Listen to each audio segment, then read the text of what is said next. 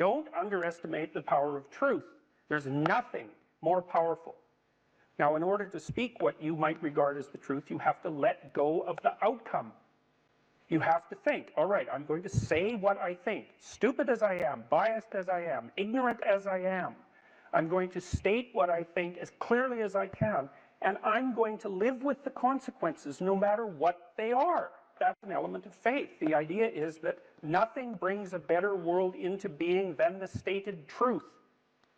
Now, you might have to pay a price for that, but that's fine. You're going to pay a price for every bloody thing you do and everything you don't do.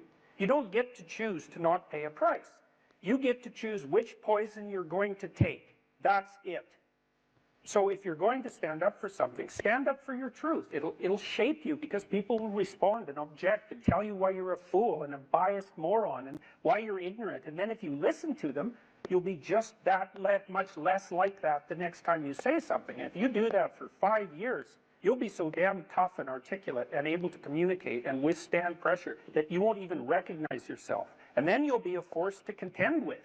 It is not safe to speak, and it never will be. But the thing you've got to keep in mind is that it's even less safe not to speak. Right? It's a balance of risks. It's like you want to pay the price for being who you are and stating your mode of being in the world, or do you want to pay the price for being a bloody serf, one that's enslaved him or herself? Well, that's a major price, man. That thing unfolds over decades, and you'll just be a miserable worm at the end of about 20 years of that, right? No self-respect, no power, no ability to voice your opinions, nothing left but resentment because everyone's against you, because of course you've never stood up for yourself.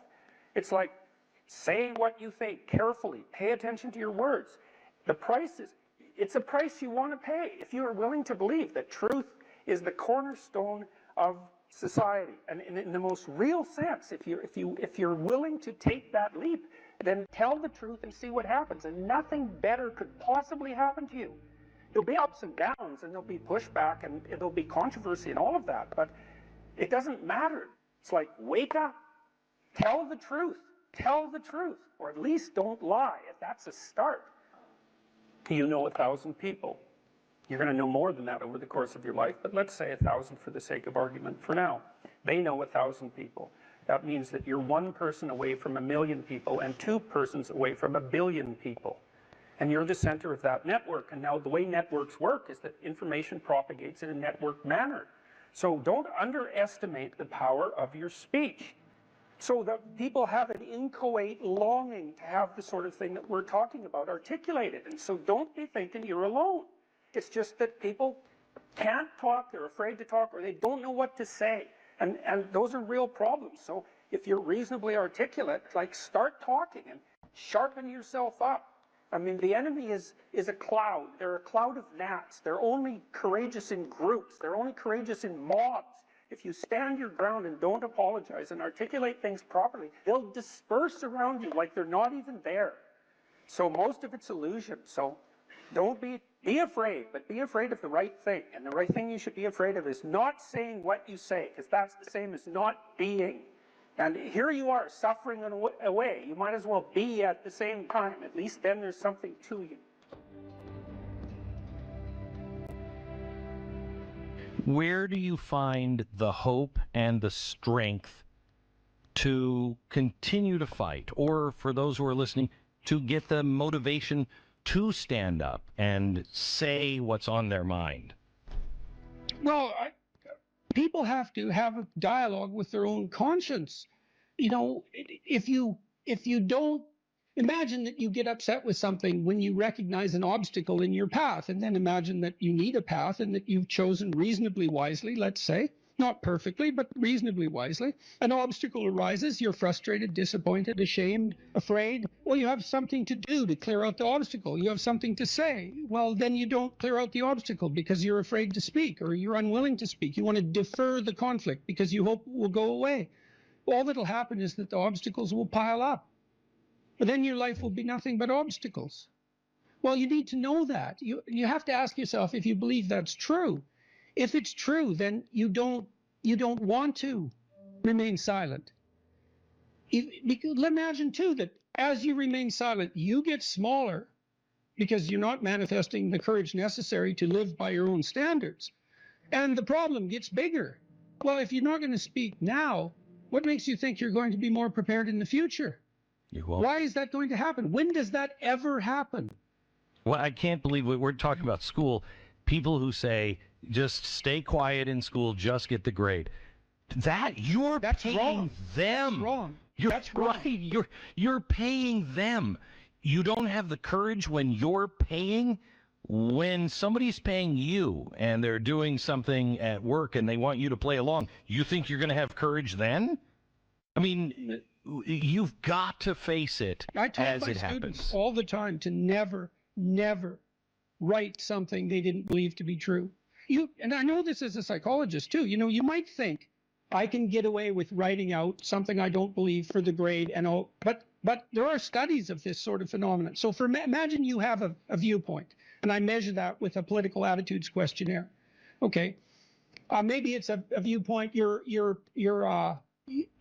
What do we take? You're anti-immigration, just for the sake of argument. And then I ask you to write out a 500-word pro-immigration essay. And then a week later, I give you the political questionnaire again. Now, I'm going to bury it in a bunch of other questionnaires, so you don't know what I'm measuring. Okay, your belief has tilted way towards the argument that you've made, even though you don't know it. So, and it's because most of your beliefs are actually rather shallow in terms of their explicit formulation. You think you believe something, but it's pretty shallow. It's just an assumption. Now, you might act on it and all of that, but it's not well differentiated and articulated. Now, if you take one of your assumptions and you write a counterexample, you're going to articulate that. Well, then that's going to move you. And so if you think that you can write an essay that you don't believe and you'll remain unscathed by that, well, you're wrong. You won't. And if you do it 20 times, you will turn into what you wrote. That's what will happen. And it's an absolute sin in my estimation. I mean that specifically for anyone who attends university to write what they do not believe to be true. It's certainly a sin for anyone to encourage them to do that. Now, you can do that as an exercise. You can ask people to delineate out an argument that runs contrary to their viewpoint. That can be part of the reasonable process of learning. Correct. That is not the same thing as doing it for deceptive purposes to manipulate your professor because you're too cowardly to formulate your arguments properly. I talked to two of Canada's most outstanding people in the last 2 weeks, Conrad Black, who ran a huge newspaper empire, and Rex Murphy, who's probably Canada's best known journalist personality, because he's both. He's a great journalist, but he's a personality as well. And they remembered their university education. Jocko Willink as well. He's not a Canadian, but he had the same kind of memory. They talked about their education in the humanities, mostly concentrating on English literature, and described it with tremendous fondness as a turning point in their life, as an opening up of the world of knowledge to their youthful eyes, right? Very, very fondly. Contrasted that with Yeonmi Park, who is an escapee from North Korea, very brave woman who was then enslaved in China, had a life that was just sheer hell, and spent a good part of the interview telling me how much better her life was than the lives of many people she knew. She wrote a book called In Order to Live, but the book stopped at the year 2015. So I asked her what she did. She went to Columbia, took a humanities degree, which was a dream of hers. After finishing her entire education in 1 year, her education prior to university. Cow. Right, exactly. Then she went to a South Korean university for 3 years. They're hard to get into. And then she went to Columbia. I said, what was it like going to Columbia? Taking a humanities degree from this escapee from totalitarianism who was once enslaved, got to go to one of America's august institutions and be trained in the humanities. Someone who'd been exposed to George Orwell and who was motivated to write because she read Animal Farm, understood the power of literature. She said it was a complete waste of time and money and that she was afraid to say anything. Wow. Yeah, wow. It's a hell of a thing to hear when you're a university professor.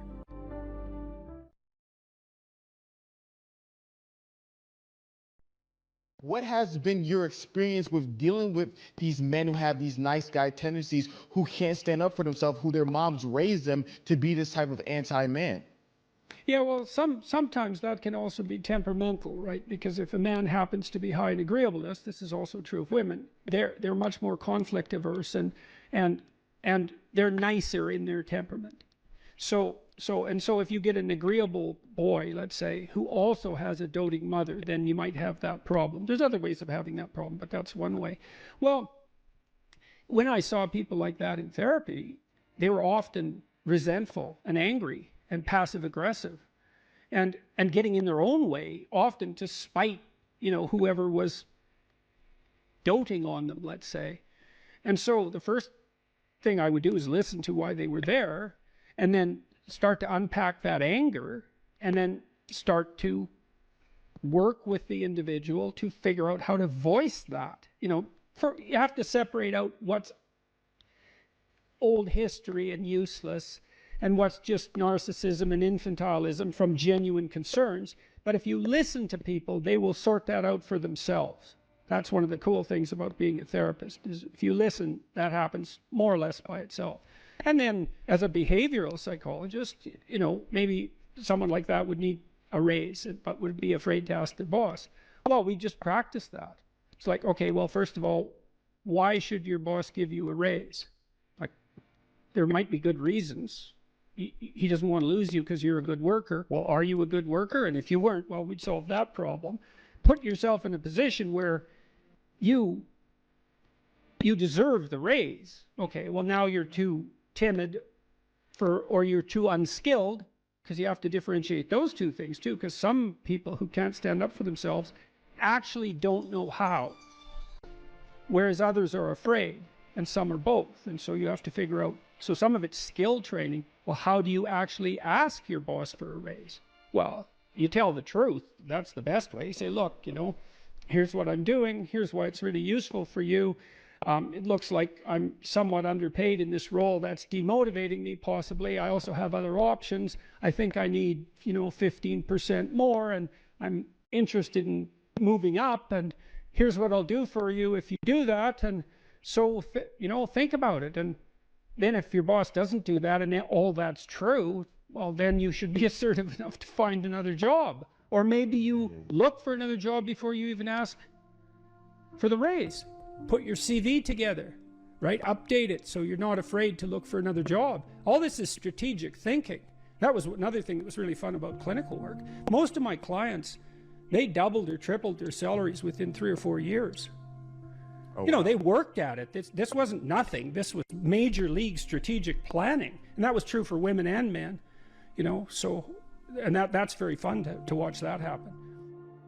Think clearly about it, right? And get your act together, and you got to see what's getting in your way. So maybe you're afraid to ask your boss for a raise because if he says no, you'd have to look for a job, and you don't have your resume or CV updated. And the reason you don't have it updated is because you're embarrassed about the lacks in it, and you don't want to face the lacks because then you'd have to see how you didn't get educated properly because you were useless, and you'd have to take steps to rectify that. And it's a real mess down there, right? Yeah. The reasons you're not asking. So we'd lay that all out and then say, well, you're embarrassed about your resume. Well, update it and let's take a look at it.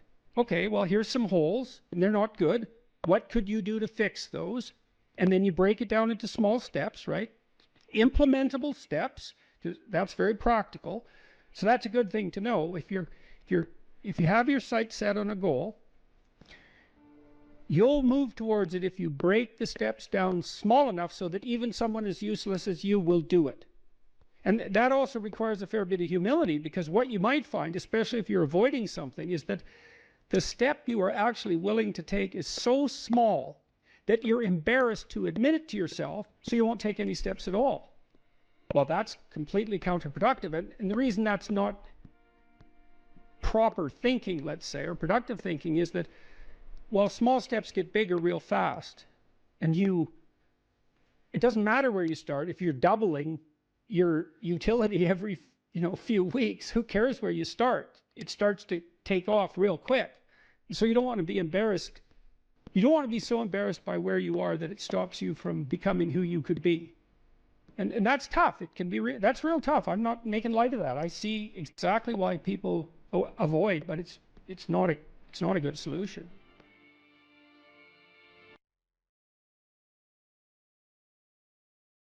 People are afraid of the truth because often if you reveal it, it causes conflict in the moment. Telling the truth is definitely an adventure. Seeking for sure, but also telling. Another way of going about it is to just say what you think and see what happens. That's an adventure because you don't know what the outcome is going to be. So look, there's this old idea that it's necessary to have faith in the truth. And so here's a way of thinking about that. Someone asks you a question and you might think, well, here's the outcome I want, and so here's how I'm going to answer that question. So that's one way of approaching it. But another way of approaching it is, you ask me a question, I'm going to think about the answer, and I'm just going to tell you what I think. And it doesn't matter what the outcome is, because I'm willing to see what the outcome will be, predicated on the idea that there isn't a better outcome than the one that truth produces. Even if it's harsh and terrible in the short term, and sometimes it is, it's like there isn't a better way of doing it. Now, you might say, well, how do you know that? And the answer is, well, I don't know that. That's why it's an article of faith, because I believe, and I believe this deeply, the being that you produce as a consequence of telling the truth is good, by definition, even though it's harsh and often uncomfortable, because you get in trouble. One of the things that I've really learned recently, or learned to articulate better, is that there's a very tight relationship between aspiration and responsibility. The first question might be, do you need to aspire to something? And the answer is, well, yes, because you have to do something. If you just sit there, you'll die. You can't just sit there. You have to go act out in the world. Okay, so act towards what? Well, that's whatever your aspiration is. You have to have an aim. Okay, well, what should the aim be? Well, it should be something worth doing, let's say. Why do something that you don't feel is worth doing? What do you think's worth doing? Well, if you watch other people and you judge when they're doing something worthwhile, you usually judge them positively if you see that they're taking responsibility, at least for themselves. What, do you want to be completely useless so other people have to take care of you? That's pretty pathetic. And maybe you could get your act together so you're taking care of yourself and your family. And maybe you could even do better than that and take care of yourself and your family and your community. Well, good for you. That's responsibility, and that's an aim. Well, here's one of the things that's cool about that, is that your life doesn't have meaning without aspiration or an aim. Okay, so you need a hierarchy of values. There's got to be something at the top. It's got to be something important. If you don't have that, your life doesn't have any meaning. So if you criticize the hierarchy, or even the idea of hierarchy, you destroy the idea of aspiration, and then people have nothing. Well, that's not helpful. People are built for a struggle and they're built for a weight, and you want to take on a heavy burden voluntarily. See if you can put yourself together. See what you can do out in the world while you're waiting to die. It's an all-in game. It better be worthwhile.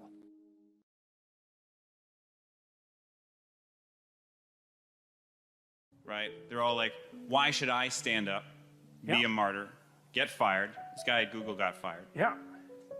How do you convince people that there's a point to standing up when it appears to be futile? Well, the first thing I think is you convince them that it's not futile. It might be difficult, but it's not futile.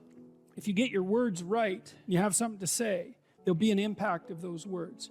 It might not be the impact that you would choose. But the other thing you got to tell people is, pick your poison.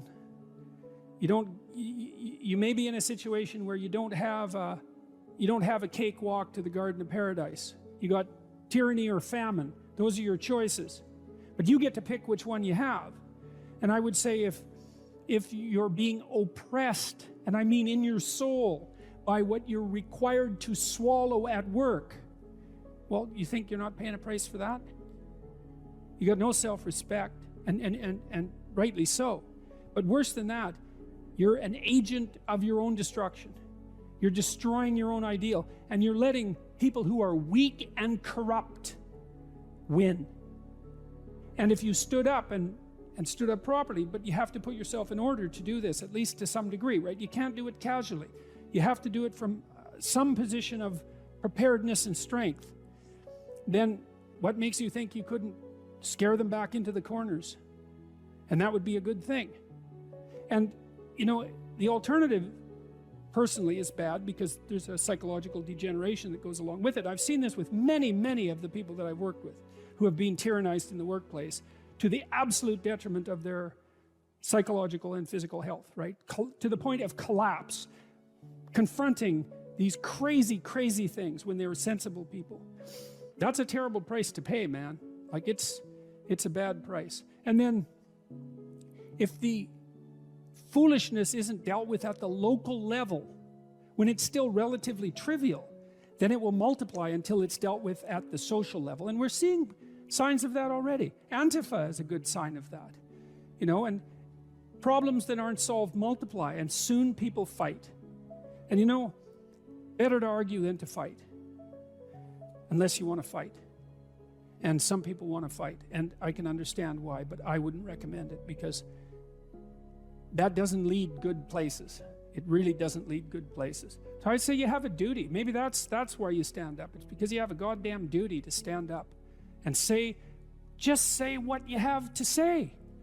You don't even have to be trying to make a point exactly or trying to get something done. It's like, this is how it looks to me. That's what that guy at Google did. He wrote this memo and he said, I talked to him today. He said, well, he went to a diversity training seminar and he thought, no, I don't agree with that. And so then they asked for feedback. So we wrote this document a month ago. This was written a month ago. Got no real response to it.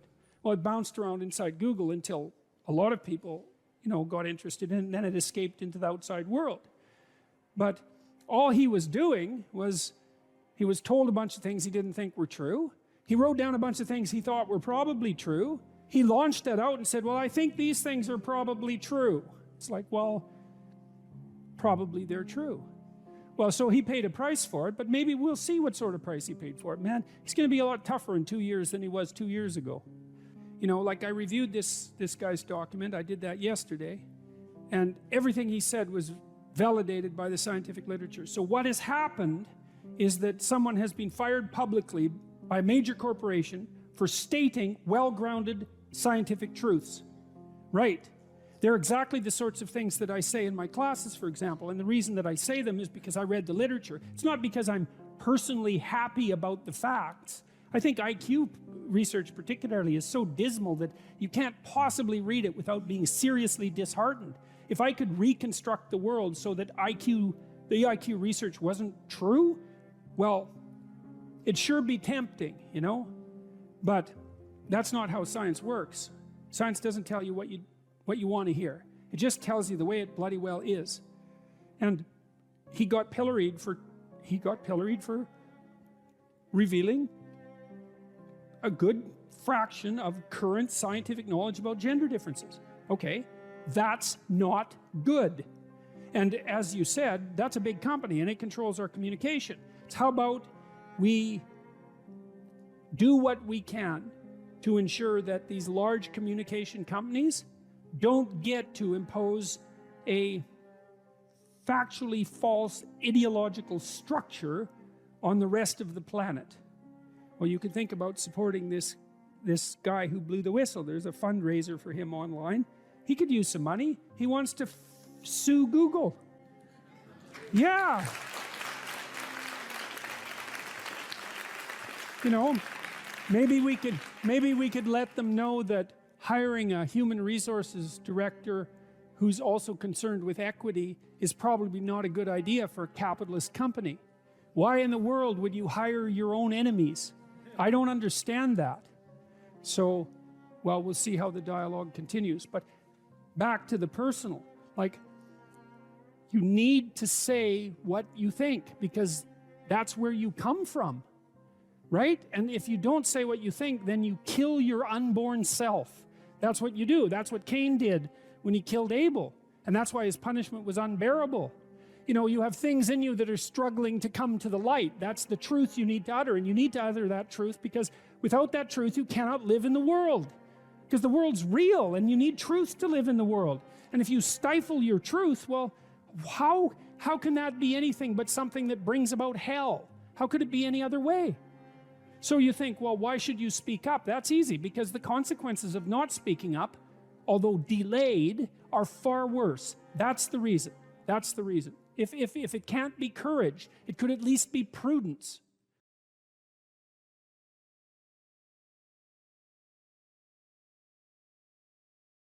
There's this idea that philosophers have developed in the last 50 years called performative contradiction. It's like a lie. Normally, you think of a lie as you lie when you say something that you know not to be true. And there's different forms of lies. There's sins of commission, lies of commission. where you literally say something and you know it not to be true. And then there are lies of omission where you have something to say and you don't. And classically, people have regarded sins of commission more seriously than sins of omission. But sins of omission, they're not nothing. And I've read studies that purport to demonstrate that if you ask people when they're older, what they regret most in their life, it isn't the mistakes they've made, it's the opportunities that presented themselves to them that they never took, right? That's a sin of omission. I think it's an open question. Maybe your life would be long enough, even though it's short, maybe your life would be long enough if you took advantage of everything that came your way. Maybe you'd exhaust yourself in the pursuit of that opportunity so that you could be content with the finitude of your mortal existence. If you didn't avoid and hide things in the fog, let's say, that's rule number 3. Do not hide unwanted things in the fog. Your own future, all that opportunity. Do not do what you hate. You go to work and you hate it, right? You're forced to do things that you don't want to do, that grate against, not your lack of discipline, right? We have to get that straight, not your immaturity. You have to, if you're resentful, you got to ask yourself, are you just immature or are you being tyrannized? No, those are the questions. And the probability that you're immature is very high if you're resentful, but it's also, it's the case for everyone, right? It's like, have you fully grown up? It's highly improbable.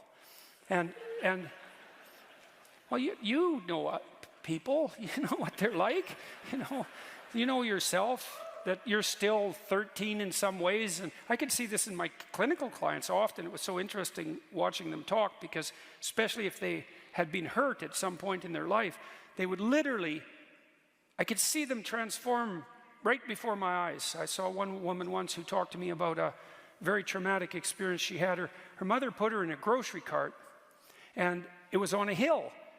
And she rolled down the hill in the bloody grocery cart, and it spilled her out. And she ended up in a hospital and under the care of a pretty damn psychopathic nurse. And it really tilted her towards paranoia for the rest of her life, right? She was so shocked, first of all, that she got hurt, and second of all, that when she went for help, she encountered someone malevolent who actually, what would you say, fed on her pain. She never recovered from that. And then when she was telling me the story, she was like a 55-year-old woman. She was 5. Like everything about her just shifted, like her tone of voice, the set of her face, the voice she used. You could just see that part of her had come to one crash and halt in the out-of-control shopping cart that hit the pavement hard when she was 5 years old. And this hate.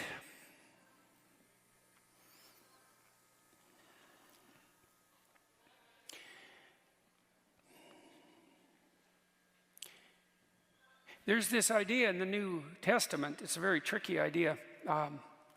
There's one unforgivable sin. People have argued forever about what that is. Because the idea that one of the ideas our culture is based on is that if you've made mistakes in your life, but you admit to them, so that's to confess, let's say, and then you repent, which is to figure out what the hell you did wrong and decide to do better in the future. And that can be very hard if you did something really wrong, so it's not like it's an easy thing to do. It's difficult in proportion to the magnitude of your failure to aim, let's say. But that if you do that properly, no matter how far you've strayed, that you can be set back on the proper path, right? That you can be forgiven and that you can then move ahead. And we better hope that's true, because there isn't anybody anywhere who hasn't done many things that were pretty damn dark. And if it was all only the case that we were done when we made a mistake, then, the jig's up for the rest, for everyone. And so you need justice, because you can't get away with everything or even anything perhaps, but you need mercy too. And mercy is, well, the same. You apply that to your children as well. You know, they make a mistake or multiple mistakes, and perhaps even more so when they're teenagers. And the basic rule is still, you know, try to do better and you're still welcome, fundamentally. And that's a good rule. That's a really good rule. What would interfere with that process of redemption, let's say, and maybe that's your decision not to abide by the dictates of your own conscience. So you tell yourself, I shouldn't be doing this, whatever it happens to be. Maybe you don't find your job meaningful. And not that that's a simple problem. Or maybe you're really called upon to do things at work or in your family life, or just to save your good name that really do disturb you, and yet you do them anyway. And then you practice doing that. You make that into a habit, and everything you practice, that becomes you. This is true neurologically. If you repeat something over and over, if you practice it, you build the biological structures that make you an expert at that. And so if you're practicing violating your own conscience with a performative contradiction, this other form of lie, this willingness to act out things that run contrary to your own sense of morality, right? So you act out a lie, well, then you become the embodiment of a lie. And, well, there's endless metaphorical speculation about the spirit of the lie, right? I mean, that's one of the characterizations of the great adversary of mankind, you know, is the prince of lies. And you allow that to take up its residence within you because you're rationalizing doing what you hate, then you do that at your own peril. And if you get really good at that, maybe there's no way back. The danger of being an actor, you know, is that you become the actor and then you lose you, obviously. You replace you with that falsehood, and that will make you bitter, to lose you in the service of a falsehood. And then, you know, once you're bitter, then you're vengeful. And once you're vengeful, then you're, what's next? Fratricidal. That's Cain, by the way. And once you're fratricidal, the next step is homicidal. And the step past that is genocidal. And, you know, you can walk down all those steps, and people have lots of times. And every one of us has something in us of all of that. That's for sure. And you don't want to practice that. You write in the book, there is no faith and no courage and no sacrifice in doing what is expedient. What do you say to those viewers that don't pursue their dreams and are locked in their careers because they are too afraid to take risks and pursue something meaningful? Well, the first thing I would say is, well, you should be afraid of taking risks and pursuing something meaningful. But you should be more afraid of staying where you are if it's making you miserable. You're paying a price by sitting there being miserable. You might say, well, the devil I know is better than the one I don't. It's like, don't be so sure of that. The clock is ticking. Yeah, and if you're miserable in your job now and you change nothing, in 5 years, you'll be much more miserable and you'll be a lot older. But isn't it a luxury to pursue what is meaningful? Our viewers have mortgages, they have children, Yeah. they have payments and loans. It's Well, a luxury to pursue because we lack the resources. Well, I don't remember now, I'm not talking about what makes you happy. It's a luxury to pursue what makes you happy. It's a moral obligation to pursue what you find meaningful. And that doesn't mean it's easy. It might require sacrifice. If you need to change your job too, let's say you have a family and children and a mortgage, you have responsibilities. You've already picked up those responsibilities. You don't just get to walk away scot-free and say, well, I don't like my job, I quit. That's no strategy. But what you might have to do is you think, well, this job is killing my soul. All right, so what do I have to do about that? Well, I have to look for another job. Well, no one wants to hire me. It's like, okay, maybe you need to educate yourself more. Maybe you need to update your curriculum vitae, your resume. Maybe you need to overcome your fear of being interviewed. Maybe you need to sharpen your social skills. Like, you have to think about these things strategically. If you're going to switch careers, you have to do it like an intelligent, responsible person. That might take you a couple of years of effort to do properly. We're built for struggle, us human beings. We're built to contend with the world. We're built to contend with reality. You want a challenge, and the best way that you can take on a challenge, because a challenge fortifies you. So you don't want to be secure, you want to be strong. And you get strong by taking on optimal challenges. And so you lay out your destiny in the world, and you take the slings and arrows of fate, and you make yourself stronger while you're doing so. And you might fail, and fortune might do you in, but it's your best bet. And, you know, people have extracted unbelievable successes out of catastrophic failures. And so, and I'm not saying that in a naive way. I know perfectly well what happens to people. You know, you're doing fine in life, and then you get cancer, and then 6 months later you're dead. And all the heroism in the world isn't going to save you at that point. But that's not the point. That's not the point. Life is bounded by mortality. But that doesn't mean that you don't get out there and contend, and you develop by contending, and you minimize the net amount of suffering in the world. And that's something, man. That's something to do.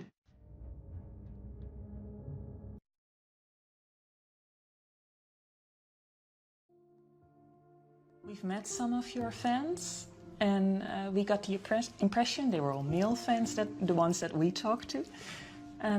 And that they were struggling with their manhood, and that you give them this message that it's okay to be a man. It's not okay. It's necessary. What the hell are we going to do without men? You look around the city here, you see all these buildings go up, these men, they're doing impossible things. They're under the streets, working on the sewers, they're up on the power lines, in the storms and the rain. They're keeping this impossible infrastructure functioning. This thing that works in a miraculous manner. They work themselves to death, and often literally. And the gratitude for that is sorely lacking, especially among the people who should be most grateful. You see university professors, especially of the social justice bent, who are among the most protected and privileged people that the world has ever produced. They take everything they have for granted, failing to understand entirely that there's a massive infrastructure of unbelievably hard-working, solidly laboring, working-class men breaking themselves in half on a regular basis, making sure that everything that always breaks works. And so a little gratitude for that is in order.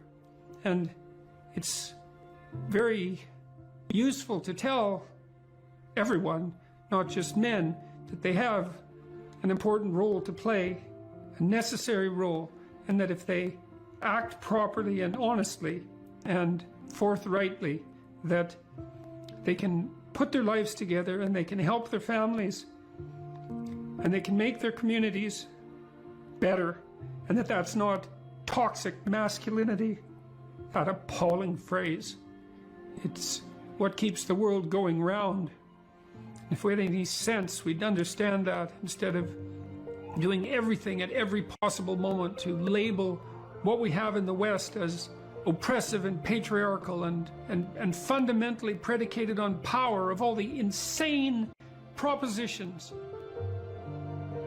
My audiences are often composed mostly of men between, say, 20 and 35. Not exactly young, but young enough.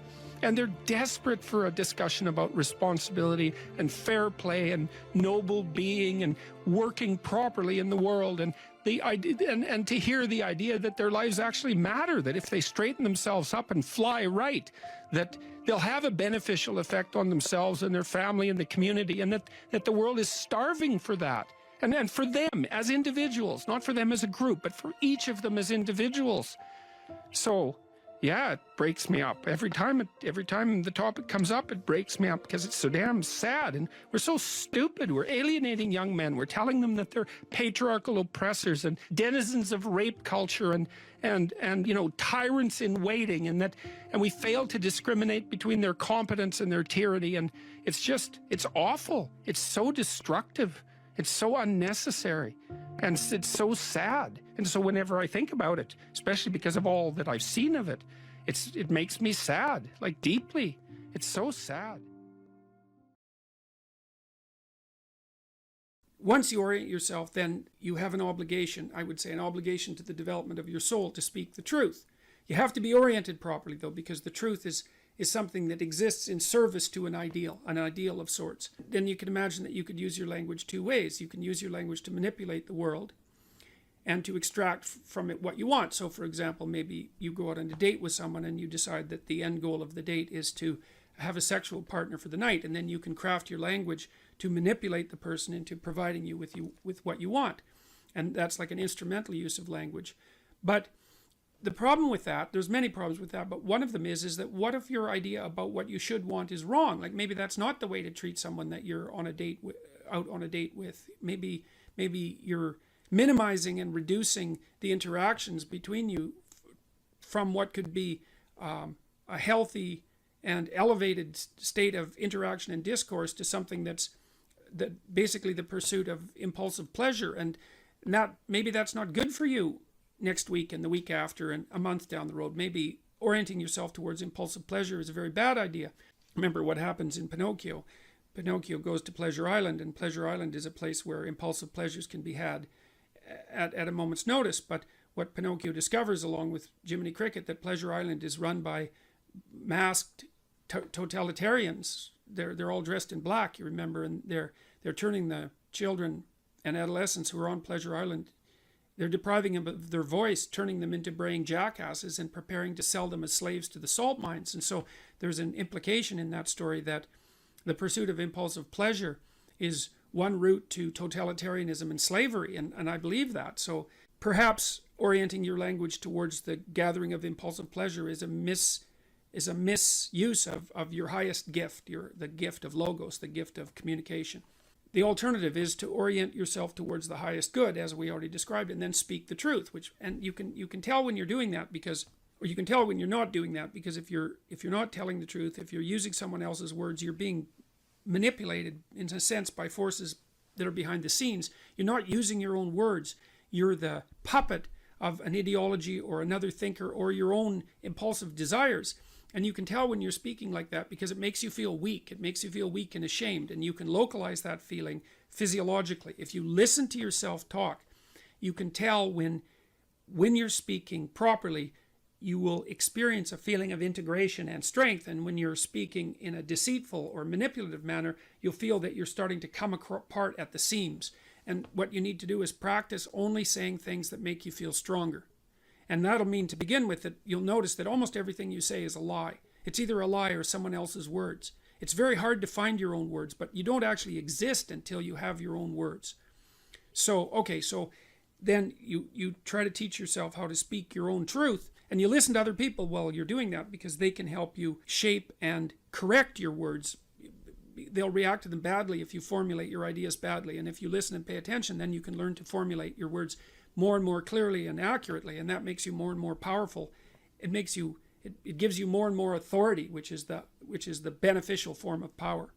Okay, so you do that, and then you have to make a decision of faith, and that's basically, well, that you can either use your language to manipulate the world and make it do what you want, or you can use your language to try to articulate the truth as carefully as you possibly can, and then you can see what happens. You have to let go of your desire for the consequences that you want. You have to assume that if you speak the truth, the results are the best that is possible under the circumstances.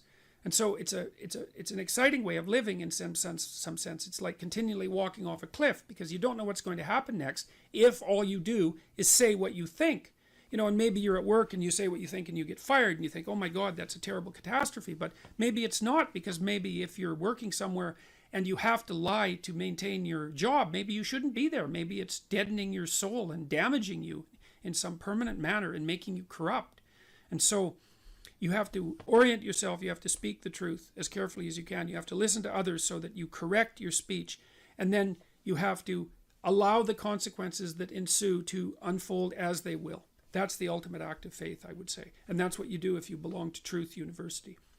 All right, so more practically speaking, then you should educate yourself. And it's not that easy to do now, because you have to find people who can actually tell you mostly what to read and maybe also how to write, because writing is a way of formulating your thoughts ever more precisely. That's why you go to university, to learn how to write.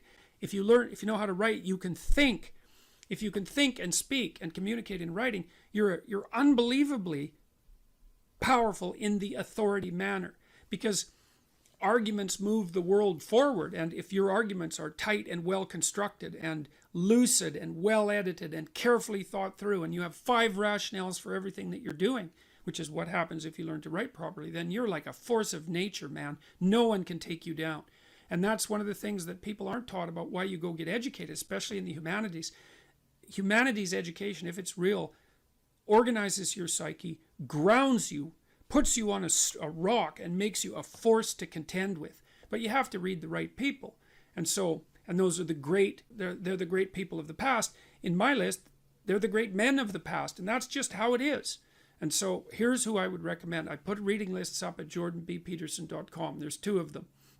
And the people that I recommend primarily are, they're books written by the following list of people: Fyodor Dostoevsky, Leo Tolstoy, who I think perhaps the greatest novelist the world has ever seen, Alexander Solzhenitsyn, another great Russian novelist. I don't know what it is about the Russians, but man, they produce writers that are incomparable.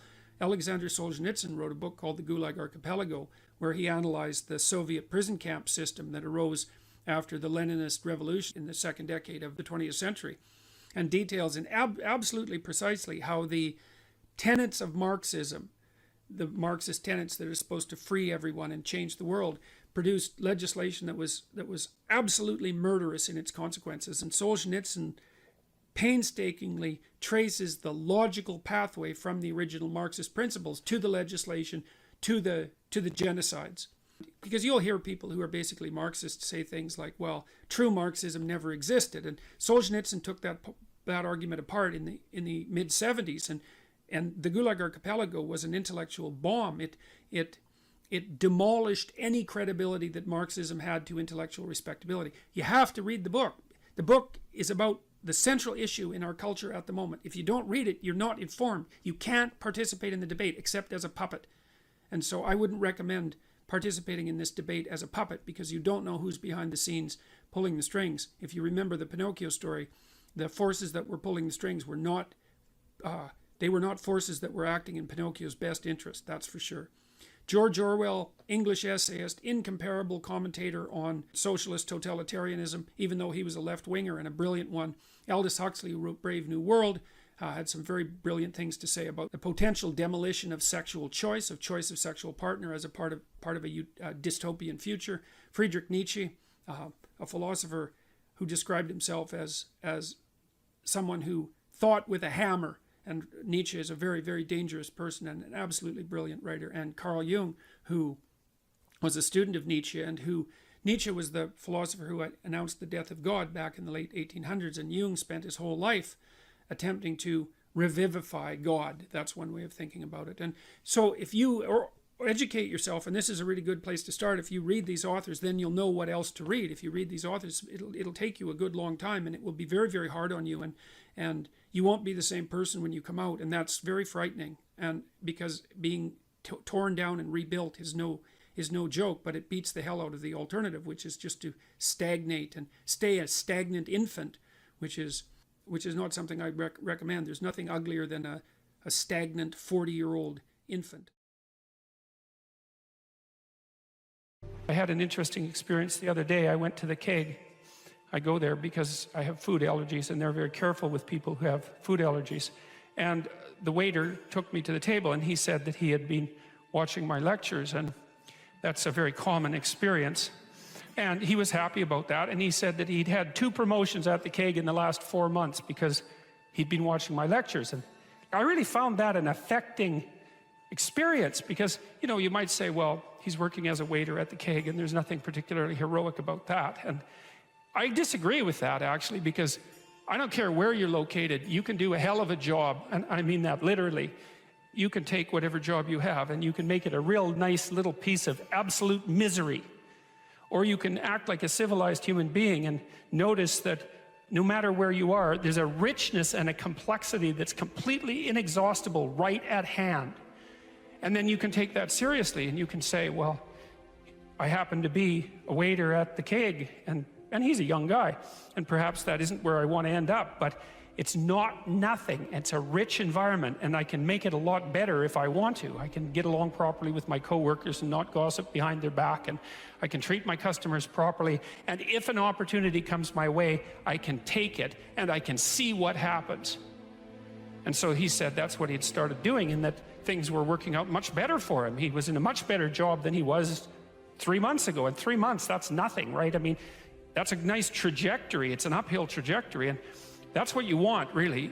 An uphill trajectory is actually even better than being somewhere good, as far as I'm concerned, because one of the things that really makes your life meaningful is the clear realization that you're headed somewhere better than you are now.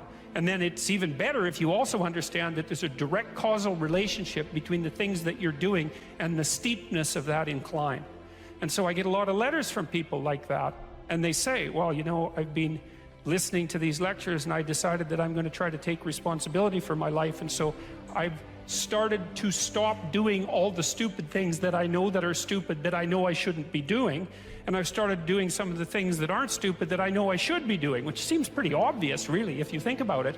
But obvious though it may be, that isn't necessarily what people do. And then they write and say, you can't believe what difference that makes. And they're thrilled about it. And so I'm thrilled about it when I get letters like that, because I really don't experience anything as better than a letter like that or a message like that, because it's so good to see things that aren't so good replaced by something better. And I really do think it's an open question. I truly believe it's an open question to what degree we could make things better if that's what we actually aimed at doing. Well, there's two modes of being in the world, right? There's one where you adopt the responsibility for living properly, for being properly, and you make the sacrifices necessary for doing that, and then everything will flourish properly. And the other one is a pathway of resentment and bitterness and rejection and murder and genocide, and that just seems exactly right to me. And so if the positive path beckons, if you can actually see what it is, if you can lower yourself enough to see what it is. Carl Jung said once that modern people didn't see God because they didn't look low enough. It's a phrase I really, really like, because people denigrate the opportunities that are right in front of them. And there's no reason to do that, because what's right in front of you is the majesty of being. That's what's right in front of you. It's inexhaustibly complex and full of potential, and there's no reason to assume that wherever you happen to be isn't as good a starting place as anywhere else. Now, you know, I know some people have terrible, terrible lives. They're in situations that are absolutely unbearable. But I also do know that even situations like that can be made a hell of a lot worse by the worst kind of attitude, that's for sure. So anyway, so that's where you are. You're in a damaged structure. You're a damaged structure. You're in a damaged structure. But, you know, at least it's got some walls. You know, you're not being fed to the lions on a regular basis, so that's a good thing. And you can emerge forward heroically to confront the chaos that constantly threatens the structure within which you live, and you can free something as a consequence of that. You can learn something, you can strengthen yourself. That's the other thing, because what you're actually made of, in many ways, what informs you, what you're made of, is what you encounter when you voluntarily encounter the unknown. And so the more you voluntarily encounter the unknown, the more you get made of, and the more you get made of, the more there is to you, and then the more you're good at encountering the unknown and restructuring order and calling forth proper order out of the potential of being. And God, you got to think, why wouldn't you do that, since you can do that? And it's an endless mystery. You know, I think part of it is that people don't aspire to the highest good because they're deeply ashamed of themselves and their weaknesses and their insufficiencies. And that's not the only reason. I mean, there's the desire to avoid responsibility, and there's all the negative motivations as well, like resentment and hatred, and the desire to make things worse. I don't want to, you know, give us too much of a break, but it's something like that. It's okay to not be in a very good place if what you're trying to do with that not very good place is make it better. And the fact that things aren't exactly the way they should be at least gives you something to do, you know, and maybe something great to do, because there's no shortage of suffering and trouble that besets the world that you could conceivably ameliorate in some way. And the utility of that and the intrinsic meaning of that is self-evident. So it also makes me curious about nihilism, for example, and despair, because I mean, I understand those emotions. I understand them deeply, and the intellectual mindset that goes along with it, but they just seem beside the point to me in some sense, because there are so many things that need doing that all you really have to do is open your eyes and look at them and then decide that you're actually going to do something about them. And you might think, well, what's within my scope of influence is so trivial that it's not worth doing. It's like, it won't stay trivial for long if you do it. Not at all, and I don't think it's trivial to begin with. I really don't believe that anything done right is trivial. My experience in my life has been that anything I actually did paid off. It didn't pay off necessarily in the way that I expected it to pay off. That's a whole different story. But if it was genuine commitment to do something, even if it went sideways and the outcome was really something other than what I expected, the net consequence over time was nothing but good. So every new frontier that can be conquered is an advance forward, and there's no shortage of frontier because we're surrounded by the unknown. We're surrounded by our own ignorance, and we can continually move into that domain, into the domain of chaos, or we can restructure pathological order, and that's the secret to proper being. And so then you encounter chaos that way, you know, and then you can regard yourself as the sort of entity that, despite its insufficiency, has the capability to conquer chaos, despite the danger of that. That's the other thing, because the fact that you're fragile is actually a precondition for your heroism, because if you weren't fragile, then there'd be nothing heroic about doing something difficult, right? Because if you couldn't be hurt or damaged or defeated or end up in failure, then where's the moral courage in the endeavor? It has to be that the fragility is built into the courage. And so it's not a reason not to engage in it at all. In fact, quite the contrary. And so then, you know, what do? Well, you put the city back together, and maybe the way you want it, so that it's functional and efficient and beautiful, and so that people can flourish there, and flourish in a manner that makes them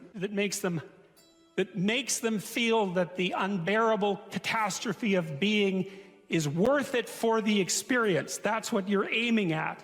And it's not an impossibility. It's not an impossibility. And then not only that, not only do you repair the city when you do that, but you make yourself the sort of thing that continually repairs the city. And that's even better. That's the end goal, because it's not the repair of the city that's the goal. It's the transformation of yourself into the thing that continually repairs the city. And so there's just no reason for that not to happen. And the more it can happen, the better. You most want to find will be found where you least want to look. There's this old story that's from King Arthur, and King Arthur has these knights, right? They all sit around a round table, which means they're roughly equal. That's what the round table means. And they're off to find the Holy Grail, and the Holy Grail is the most valuable object. That's what it means. So they're off to find the most valuable thing, but they don't know what it is, and they don't know where it is. But they know that there's a most valuable thing. So in some sense, it's akin to them orienting themselves by the star. And they don't know where to look. And so what they decide is, they have the castle, it's the middle of a forest, and so each knight decides to start looking for the Holy Grail by entering the forest at the point that looks darkest to him. And so what's the idea there? Well, imagine there are things that come easy to you, and that you're fond of pursuing, and that you're happy about pursuing. So you've found those and pursued them, and you've mastered them.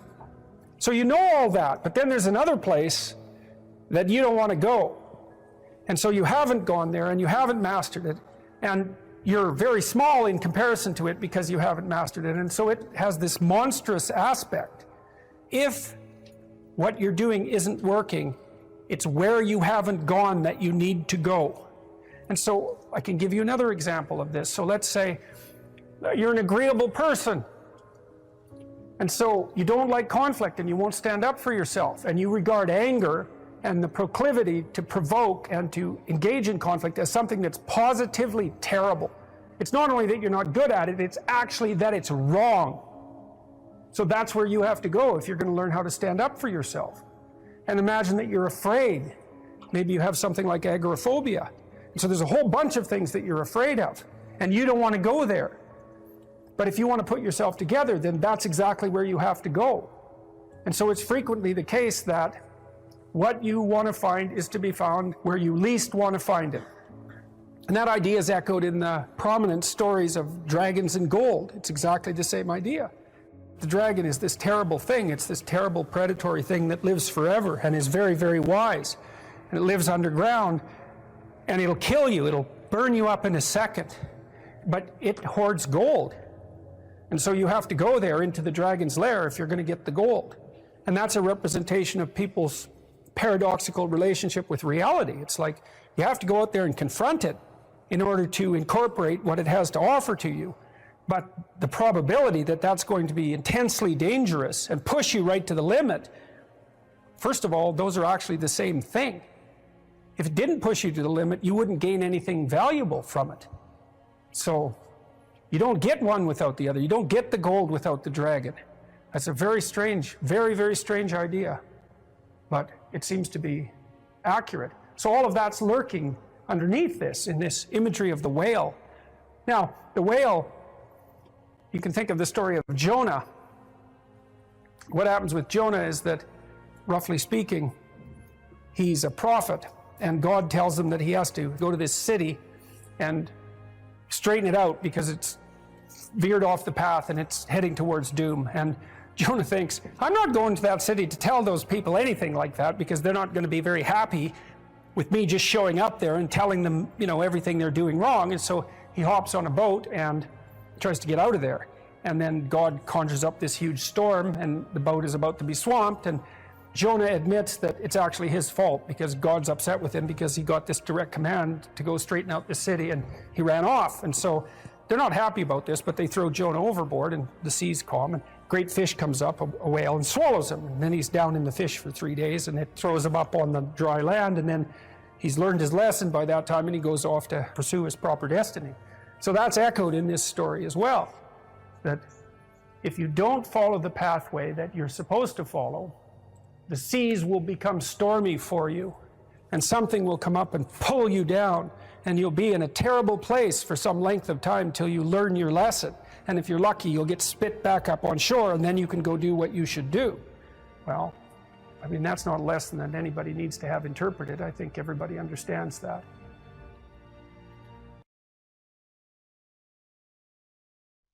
It's known from multiple dimensions simultaneously that the system that produces happiness, let's say in the founder's sense, produces that emotion in relationship to the observation of movement towards a valued goal. And so you can derive some conclusions from that. The first is that without a goal, there's no happiness by definition, because happiness marks movement towards a valued goal. The next is, well, the higher the goal, the more value there is in the observation of movement towards it. And so out of that, you might ask, well, then what's the highest goal? Because why don't we go for that? Well, then you could say, well, you should do your best for the best. You might say, well, that's just to make me hedonically happy. It's like, well, wait a second, you know, cocaine will work for that because it actually even activates this system. But what about tomorrow and next week and next month? And so the problem with hedonism as a goal is, first of all, it vanishes when you're suffering. But even failing that, if you're serving yourself hedonically in the narrow sense, it's just about me and my pleasure. It's like, okay, which you? Today's you, tomorrow's you, next week's you, next month's you. What about next year, 5 years from now, 10 years from now? You're going to lead a hedonic and dissolute life, and what are you going to be, a burnt-out shell and a wreck, a dismal wreck in 10 years? Because that's what'll happen. And so if you don't construe yourself as a community stretched out across time, then you're not even serving yourself. And if you do construe yourself as a community stretched across time, then serving other people and serving yourself turn out to be exactly the same thing. I just did a course on the Sermon on the Mount, and Christ, in one of the sections of that sermon, he says to people that you shouldn't lose your saltiness, you shouldn't lose your savor, and you're the salt of the earth, and without that salt, everything loses its flavor. And salt is a preservative, and it's a spice, and that's often conceptualized, that phrase, as referring to the salt of the earth, you know, the solid, reliable types who bear all burdens. But that is not what it means. I looked at a lot of different translations. I talked to a lot of people about that verse, and really what it means is, Well, there should be some spiciness and unpredictability and humor about you. And there should be some play in the system, right? Because that's what stops you from just being the narrow, dead, past letter of the law with no spirit. There should be some snake inside the tree, right? There should be some fire inside the bush. Those are all ways of construing that are symbolically equivalent. There should be some dynamism in you, and a fair bit of that's associated with, well, enthusiasm. That's fun, but enthusiasm means to be imbued with the Spirit of God. That's why people like comedians so much too, because that's what they do. And so you have to leaven the duty with humor, and your book does a lovely job of that too, because your book, which is a very conservative book in the best possible way, and is a call to duty and responsibility, but you constantly return to themes of both stoicism and humor, which are tied together in some sense, you know. I was just in Newfoundland for the last week doing a documentary there, and Newfoundland's a rough rock, and it's beautiful and harsh, and the people there are tough and resilient, man, because they had to be.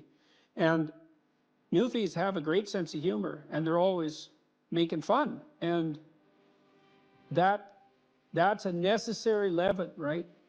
That ability to deal with serious matters in a light with a light touch, and it's something I'm trying to learn to do more and more, even in the most serious of conversations, you know, because if you're a master, you've got both. You've got that light touch and that sense of humor. You really see that in military people who've been through rough situations. When you see someone in the depths of genuine suffering, hopefully what you're trying to do is to throw a lifeline. And one possible lifeline is compassion. And that's probably the right lifeline to throw an infant, you know, who's suffering.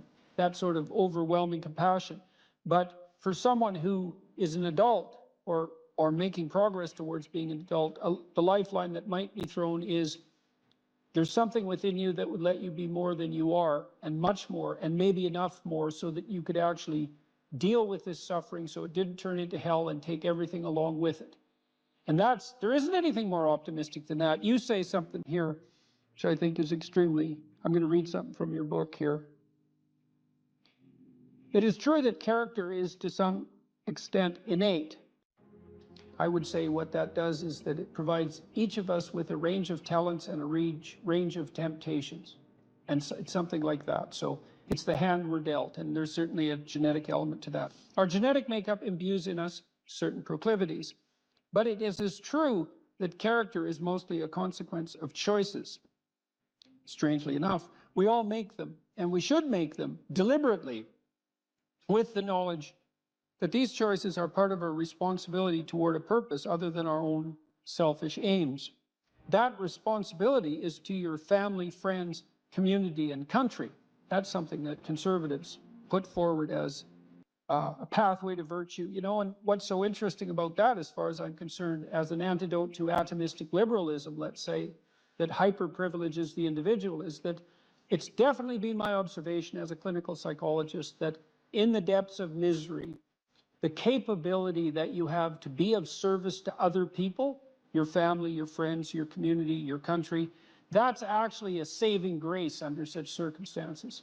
You know, and that people really find a deep and abiding meaning in that service. So it's not just finger wagging and the pointing towards duty. It's like, no, you don't understand that if you're in desperate straits, if your life is falling apart, if you're nihilistic and miserable, and maybe you have your bloody reasons, because maybe you do, that's still the case that if you step outside yourself and you try to make the lives of other people better, that's the best possible thing that you can do for yourself.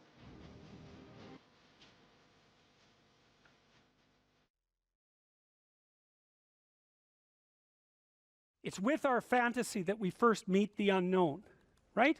Well, look, say you're going out with a new person. It's like, what do?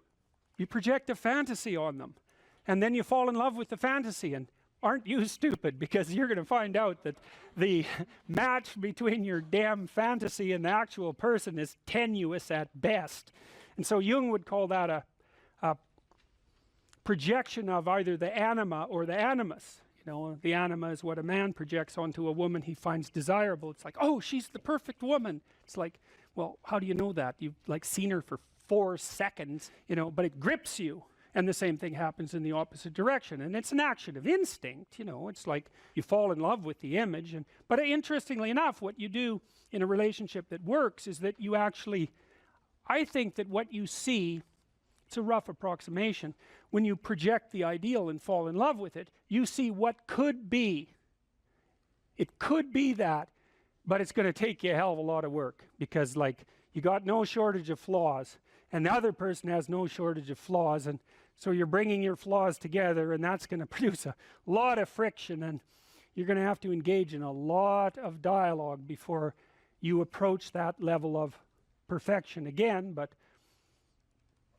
maybe you can do it, and then you get to live happily ever after. Well, wouldn't that be nice? Well, so the unconscious meets the unknown, and it meets it with imagination and fantasy and dream and art. That's how you take, see, you don't just go from what you don't know to fully articulated knowledge in one bloody leap. You can't do that. You have to extend pseudopods of fantasy and imagination into the unknown. That's kind of what theorizing is like, right? Even scientifically, you know, you don't know something scientifically, you generate a theory. Well, it's an imaginative representation that your unconscious is helping you generate.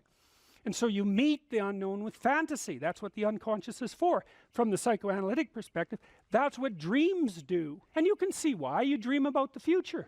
You know, it's like, well, what's the future going to be like? Well, you have a little imaginative story going on, and it's like, you don't really create it. It's sort of, you watch it unfold. You know, maybe you can tweak it here and there, but it sort of comes to you from wherever the hell things like that come from. You know, the unconscious, that's the psychoanalytic answer.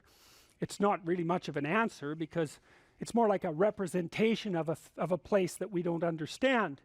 But that's where creativity comes from. And I mean, some people are really creative right down to the bloody core. So in my clinical practice, I often see people who are high in openness because they're attracted to me because they watch my lectures. And you have to kind of be high in openness to like my lectures. So because, well, you do, because they go everywhere, you know, and they're not necessarily very orderly. So anyways, lots of my clients are really high in openness, and they're funny people often, especially if they're smart, because sometimes they have the most nihilistic intelligence you can imagine. It's just self-critical and nihilistic and brutally brutal, man, and smart. And so they just criticize themselves out of existence. And so often I have to just try to get them to quit listening to their chattering self-critical rationality and go out and create something, you know, with their massive creativity. And as long as they're doing that, they're engaged in the world and happy as hell. But as soon as that self-critical rationality comes in and shuts down the creativity, they're just like walking corpses, you know. And it's because if you're really open, like you're a tree, and it has some trunks, and you know, your most prominent trait is the most lively trunk. And if you're a creative person and you're not engaging in a creative enterprise, you're like a tree that has had its vitality amputated. And so this is not trivial. This is deeply, deeply, deeply rooted in your biology. And those are people often who have like dream lives you just can't believe. I have one client, he has like 4 spectacular dreams a week, and most of the time we just spend discussing them. I mean, God. And I had another client who could be lucid in her dreams, which is more common among women. She could ask the damn characters what they represented, and they would tell her. It was like, okay, that was pretty weird. And like a lot of the things they told her were really helpful, and they were not things that she wanted to hear. She basically, one of them told her if she was going to live, she'd have to go visit a slaughterhouse. And the reason for that was because she was raised as a little princess and protected from horrible Mother Nature until she hit puberty, in which time she turned into an evil villain, because that's how the family worked. Perfect child, evil teenager, overnight. And then, well, that was hard on her, and she wasn't prepared because she thought the world was princess world, and, you know, she couldn't go through a butcher store without having a fit. And no wonder, you know, like really, Jesus, you know, it's no wonder, but you do it. But she couldn't, so we used to go to butcher stores, and that would make her cry, and and that she was a vegetarian. That would make her cry and, you know, bemoan the cruelty of the world. And it's like, yeah, fair enough, man, those are bloody slabs of meat. It's like, I don't know why everyone isn't screaming when they walk through the butcher store, but you got to get used to it, man, because you can't live in the world otherwise. And so the dream character, who was a gypsy, told her that she had to go visit a slaughterhouse, which seemed rather impractical. And so I asked her if she could think of anything else to do, and she thought, well, why don't we go visit a funeral home and watch an embalming? And I thought, oh, good, that sounds like a fun way to spend a day. And so I phoned up a funeral parlor, and I said I had a client who was terrified of death. Yeah, and I was a therapist who was also a little shaky on the concept myself. And so they had no problem with that. They deal with death all the time, which is really something to think about, right? A human being can actually have an occupation where they do nothing but deal with death, and they don't go stark raving mad. It's like, what the hell's up with that? It's like working in a palliative care ward where your clients that you know have a relationship, all they're going to do is die this week, next week, the week after. People do that. It's like, those people are tough, man. They're tough.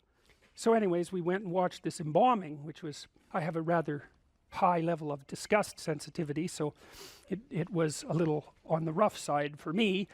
But she sat there, and first while she was not, we were outside this little room, she was not looking at that, man, no way.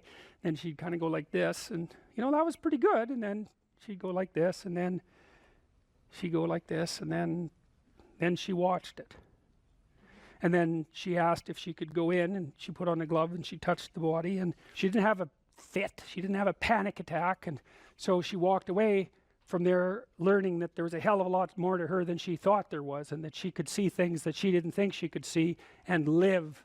And after that, she sort of had a touchstone. It's like, well, I'm kind of afraid of this. Well, is it as bad as going to see the embalming? No, it's not that bad. Well, I guess I can do it. It's like an initiation, right? She had an initiation. And so did I, you know, and I learned a lot from doing that. I learned that one of the things you need to do if you're going to be a human being is to prepare yourself to be useful in the face of death. And so when you have a parent that dies, which, you know, shatters people's ideas often, they can't even think about it. If you can't even think about that, man, you've got some thinking to do, because you need to be able to at least think about that, because otherwise you're just going to be a wasteland when it happens. And you never know, you could even have a higher ambition. Maybe you could even be useful when it happens, instead of being part of the heap of destroyed people who also have to be taken care of. You know, and that's brutal. You have to be brutal to be useful in the aftermath of your parents' death. You know, you don't get to crumble and fall apart, and no, you have every reason to. So you got to be kind of some tough monster to manage that. But do you want to be useful in the face of tragedy, or do you want to be pathetic?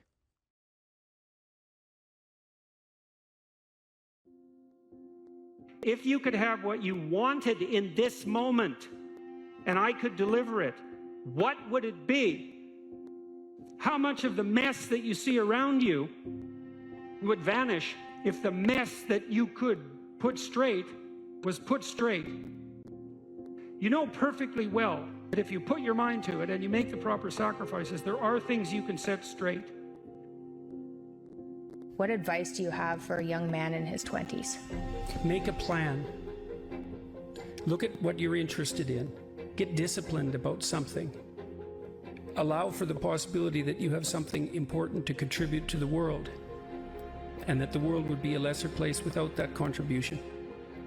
Don't be afraid of taking on responsibility. It's where you find what sustains you in your life. You can take on too much responsibility. You have to be cautious in that regard, but that's a less common problem than not taking on enough. A lot of the things that people regard as traps are actually the means to their life. You have to understand that you're not your own servant, so to speak. You're someone that you have to negotiate with, and you're someone that you want to present the opportunity of having a good life to. And that's hard for people because they don't like themselves very much. You have to believe that your action has some redemptive possibility, because why would you do it otherwise? And you might say, well, I kind of believe that. It's like, well, that's not good enough. You know, you kind of got to throw yourself all into it. And what's the cost anyways? It's not like you're going to get out of this alive. So you're pretty much all in whether you want to be or not. And maybe if you were voluntarily all in, things would be a lot better than they are.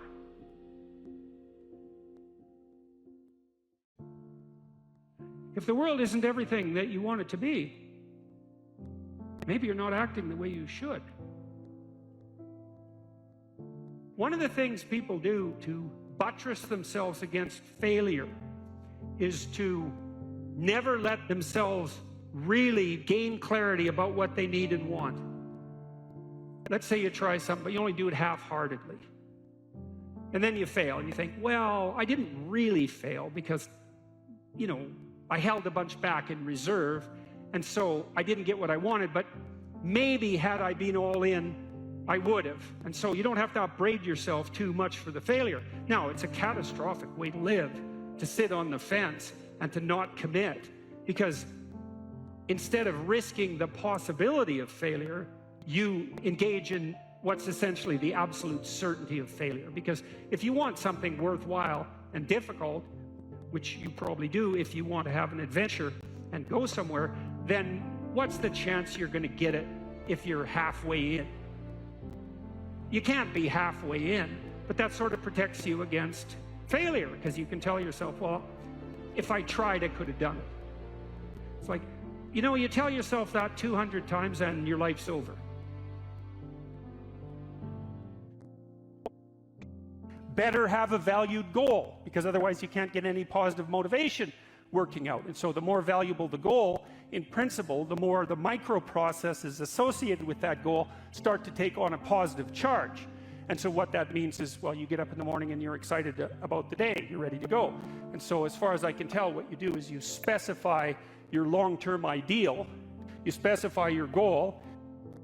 You do that in some sense as a unique individual. You want to specify goals that make you say, oh, if that could happen as a consequence of my efforts, it would clearly be worthwhile. Would it really be so terrible if my life wasn't miserable? Would it be so terrible if I got what I wanted and needed, especially if I was doing that in the best possible way? Well, there isn't anything better to have than a problem that's worth solving. Like, that's really worth solving, right? And so the more of that you take on, the more you have a reason to get out of bed in the morning, no matter what. Like, I'm getting up, I'm trudging forward. Doesn't matter what I'm suffering from. I've got things that need to be done. They're necessary. And that gives you that sense of purpose that is the antidote to bitterness. So, yeah, there's lots of reasons to, you know, because I've thought for a long time, imagine you have a choice in front of you, because you do. So here's the choice.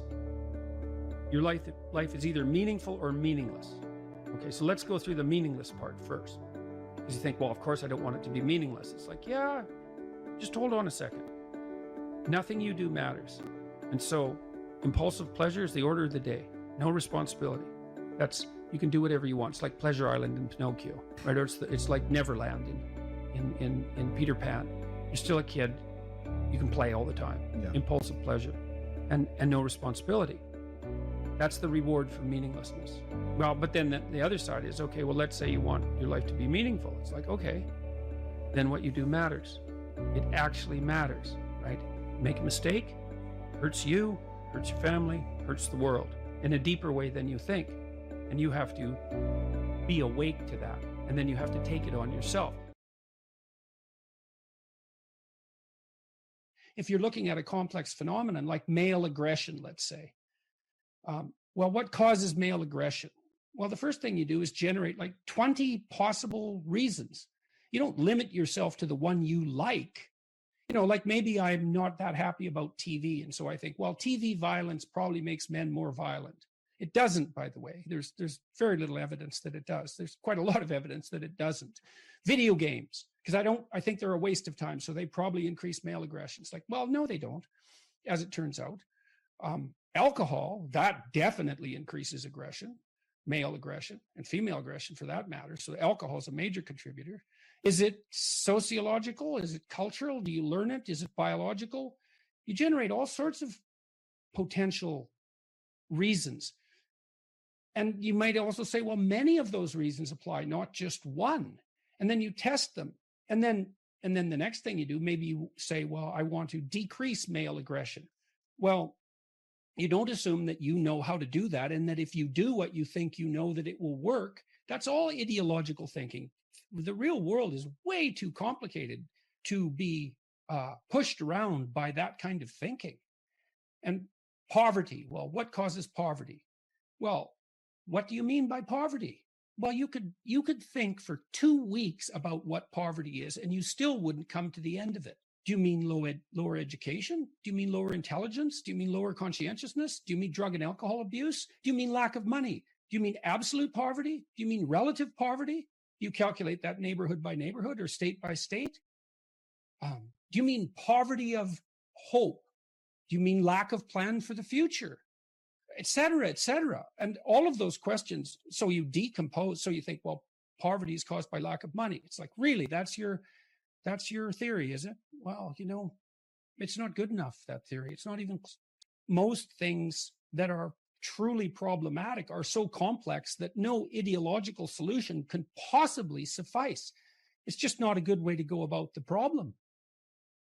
And then there's the other problem too, which is that, well, one of the terrible temptations of an ideology is that once you parse out the world and have your reasons why problems exist. So let's say poverty exists because of capitalism, which is a completely idiotic theory. I mean, poverty exists because people are born with nothing, and it's hard to acquire goods. So the default state is poverty. So it's not caused by any sociological system. So it's foolish to begin with. But let's assume that you think that poverty, or at least relative poverty, is caused by capitalism. Well, then you have a convenient enemy. It's everyone who's a successful capitalist is now responsible for poverty, and then they're bad and you're good.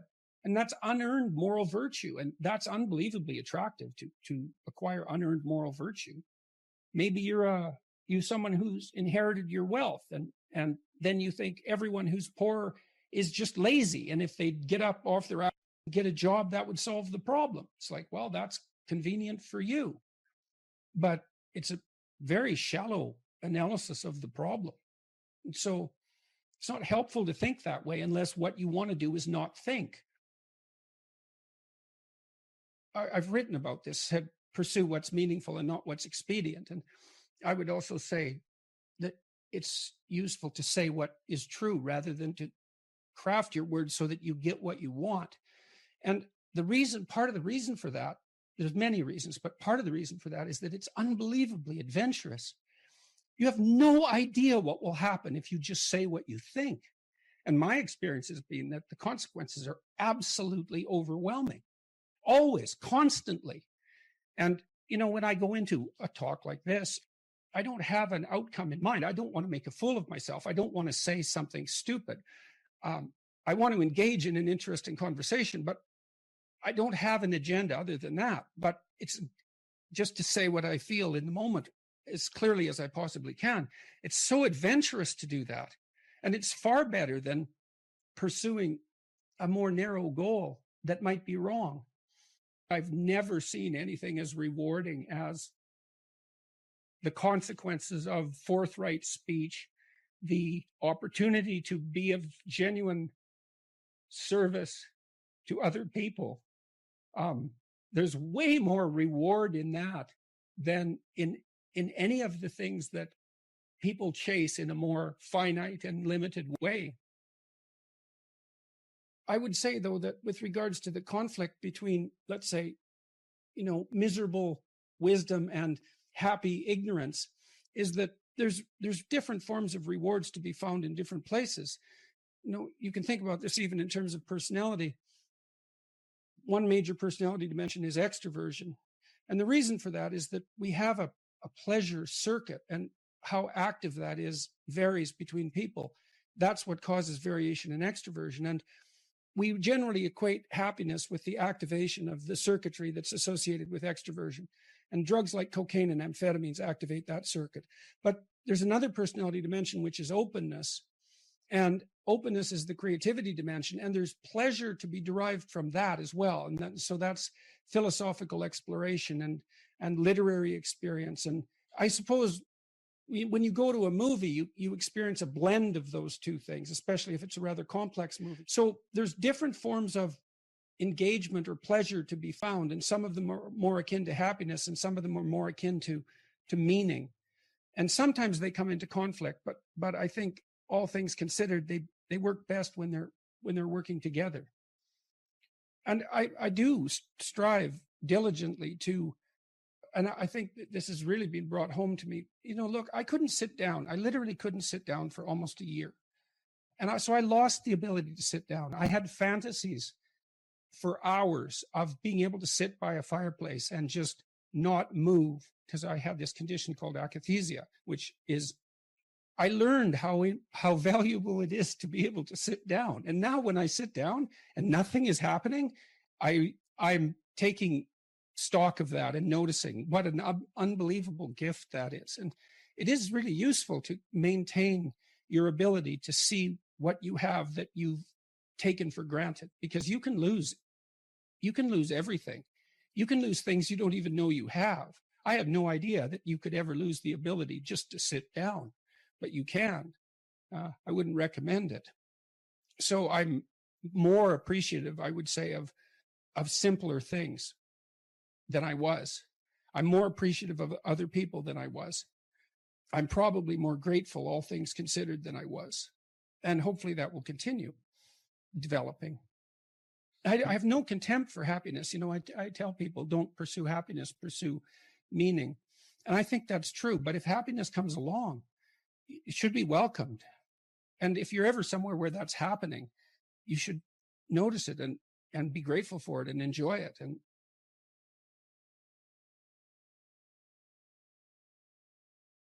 one thing about the dopamine system that's so important and also explains a lot of pathology, but also a lot of human evolution, is that we have basically one major reward system, which is the dopaminergic system. I sometimes like the analogy that, nowadays you hear about cryptocurrency or the dollar versus the euro versus the this versus the that. There's only one currency in all of reality, actually, and it's dopamine. Whether or not it's the dollar-backed dopamine or it's euro-backed dopamine or Bitcoin-backed dopamine, in the end, whether or not someone has $1 billion or $2 is really that currency resides as something that's transacted in the real world, but their notion of power and potential is dopaminergic. And so too, the potential for mates, the potential for food, how much food you have, how much meat you have stored in the freezer tells you a lot about your security and well-being for you and your family, right? And that is translated into a dopaminergic internal representation of how safe and secure you are, et cetera. So this system of fear versus confrontation taps directly into the dopaminergic system. And there's a beautiful set of studies that were done in the 1960s, published in the journal Science, as one of the top journals to publish in. Again, this is not work that I did, but where they gave people, human beings, the option to stimulate a number of different brain areas, just sitting in the clinic. And some brain areas would evoke feelings of drunkenness, others would evoke feelings of anger, others of sadness, others of sexual arousal. And the area that these subjects all preferred to stimulate the most, in fact, they would just sit there and lever press pretty much all day long, was this midline thalamus area. And the subjective feeling that they reported, I find this interesting and would love your thoughts on this, is one of mild frustration, anticipation of something, although they didn't know what. Anticipation. And it's this idea, I think, that it's tapping into the dopamine system. And the dopamine system... Well, the dopamine system says something good is going to happen. That's right. The key... It says something good is going to happen. Something good is going to happen. And it's an appetitive state in some sense, because it doesn't signify the acquisition of...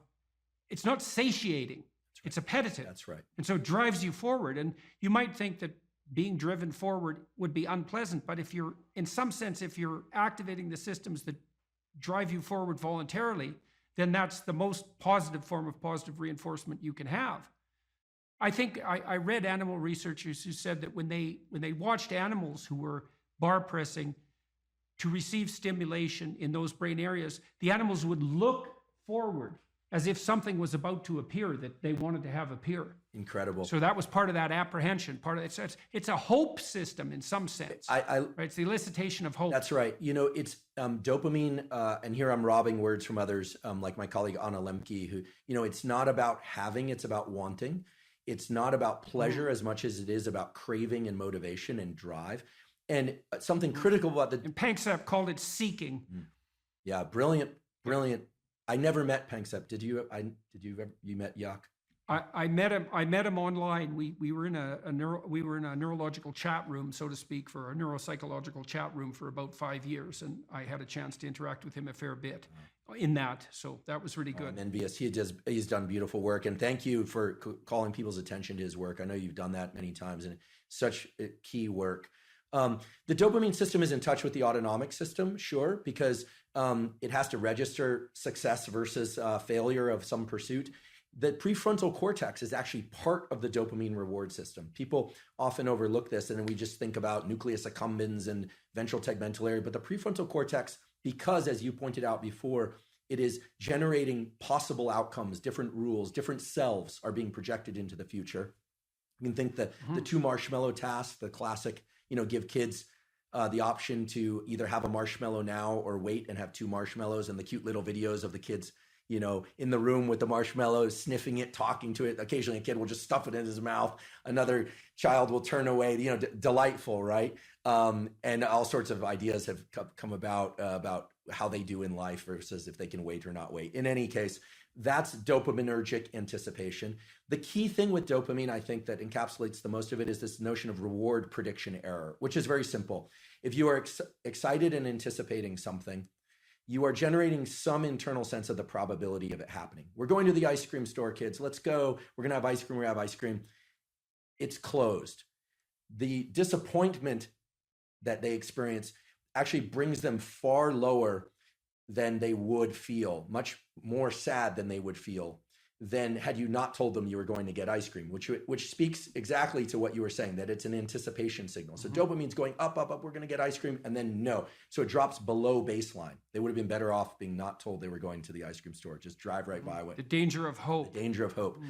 If you anticipate that it's going to be open, and again, this could translate to any scenario, and it's open, there's a dopaminergic signal upon receiving the reward, but it then drops a little bit. This is the basis of addiction, actually. Drops a little bit below baseline transiently. So we always think of the ice cream is the reward. Well, actually, the reward was right before you had that first lick of ice cream because you know you're going to get it. This is also true of sexual behavior. It's true of people who sell a company or they're anticipating something exciting, or of a wedding. It also sort of partially explains this notion of postpartum depression, where people are so excited about something, the delivery of a child or something, and the arrival, and then for some reason they feel let down. It's because the anticipation was that great. So many scenarios. There might be an exhaustion component there too. Right. Well, it's also the case, if I remember correctly, that dopamine kick.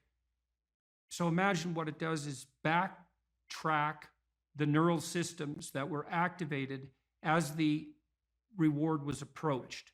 So then it feeds back reinforcement, not reward, but mediates cellular growth and maybe myelinization.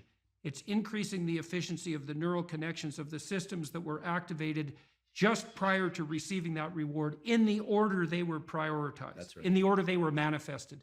So the closer the behavior is to the receipt of the reward, the more it's reinforced and more likely to be manifested in the future. And then there's a decay function going back in time. And that's partly how an addictive subpersonality can grow too, right? Because you can imagine that there's a certain state of mind that you're in. Maybe it's a state of something approximating nihilistic hopelessness that grips you every time you're motivated to seek out your favorite drug. And that's fairly far back in the activation chain, but it's there every time you take a hit. So what happens is the dopaminergic reinforcement produced by the drug reinforces that nihilistic hopelessness that drives the drug-seeking behavior. That's right. And that's how, in part, you develop a monkey on your back. Yeah, I love the example, even though I'm sad that it happens for people. I love the example because what you're saying is that, and it's exactly right, that the memory for events and states of mind and emotions that preceded a successful collection of reward or arrival at reward is set into a huge number of motor commands, some of which are subconscious. And the ultimate dopamine signal, actually, I experienced this the other day. I can give an example. My girlfriend and I decided to go to the beach. We were going to go do this little ritual that we've been talking about doing for a while. And I had on a piece of paper what we had written out we were going to do. And I had it in my back pocket. And we got to the ocean and the sun was setting. It was sort of perfect timing for this.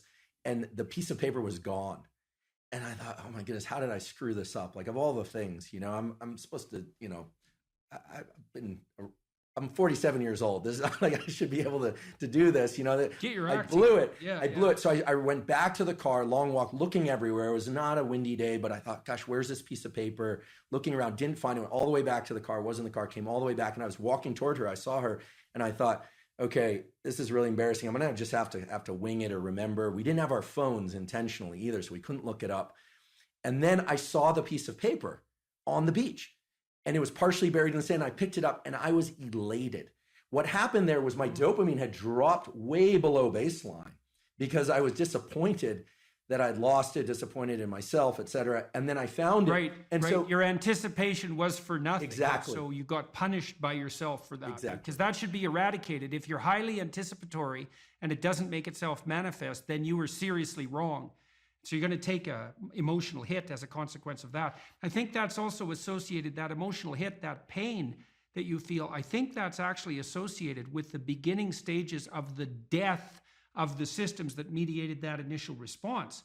Because you should eradicate systems that make you anticipate that don't work, right? And that means those systems, which are already instantiated and alive in some sense, have to decay and die.